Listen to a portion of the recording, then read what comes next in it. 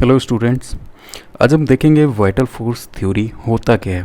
Okay, तो vital force theory जो है वो एक स्वीडिश केमिस्ट थे, स्वीडिश केमिस्ट, जो कि उनका नाम बर्जीलियस था। इन 1809 में उन्होंने ऐसा एज्यूम किया था कि organic compounds are only formed in living cell, that is plant cell और एनिमल सेल। वो दोनों में फॉर्म होते हैं, प्रिपेयर्ड होते हैं। ओके, प्रिपेयर होते हैं। And it is impossible to prepare organic compound in laboratories. Laboratories में ऑर्गेनिक कंपाउंड को प्रिपेयर इम्पॉसिबल है। ओके, तो and inorganic compounds prepared in inorganic compounds prepare from mineral sources. And जो inorganic compound होते हैं वो मिनरल सोर्सेज से prepare किया जा सकता है। But in 1828 vital force theory was discarded because Friedrich Wohler जो थे उन्होंने ऐसा पॉसिबल कर दिखाया था कि ऑर्गेनिक कंपाउंड को हम लेबोरेटरीज में फॉर्म कर सकते हैं, प्रिपेयर कर सकते हैं। और ये जो फ्रेडरिच वोलर थे ये जर्मन केमिस्ट थे। ओके, और ये एक स्टूडेंट भी थे बर्जीलियस के ही स्टूडेंट थे, जो कि उन्होंने ऐसा कर दिखाया कि ऑर्गेनिक कंपाउंड जो है वो लेबोरेटरीज में फॉर्म कर सकते हैं।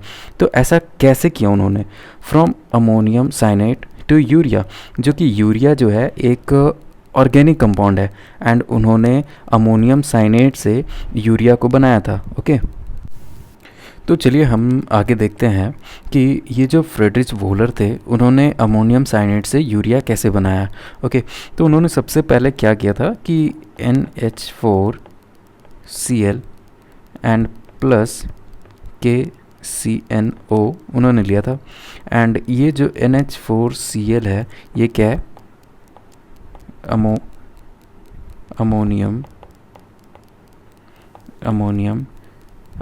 अमोनियम क्लोराइड है, अमोनियम क्लोराइड।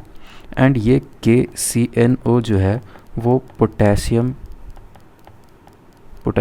साइनेट है। Okay, potassium cyanate. अगर इन दोनों का वो उन्होंने रिएक्शन करवाया था तो यहाँ पे उन्हें NH4CNO मिला था, जो कि अमोनियम साइनेट है। ये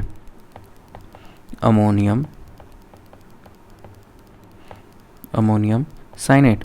ओके, एंड प्लस इसके साथ में KCl भी उन्हें मिला था। ठीक है, तो यहाँ पे अमोनियम साइनेट जो है वो NH4CNO, अमोनियम साइनेट को उन्होंने क्या करवाया था? हीट दिया था इसमें।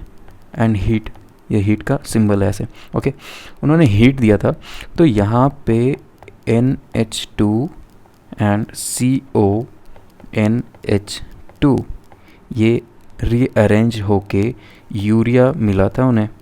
ठीक है, तो ये यूरिया उन्होंने बना दिया था। और ये जो कंपाउंड हैं अमोनियम क्लोराइड, KCNO और ये NH4CNO, KCl, ये सभी जो हैं वो इनऑर्गेनिक कंपाउंड है। और लेकिन यूरिया एक ऑर्गेनिक कंपाउंड है, इसीलिए बोला जाता है कि यूरिया सबसे पहला ऐसा कंपाउंड है जो कि लेबोरेटरीज में फॉर्म किया गया है। ऑर्गेनिक कंपाउंड है जो कि लेबोरेटरीज में फॉर्म किया गया है। ओके,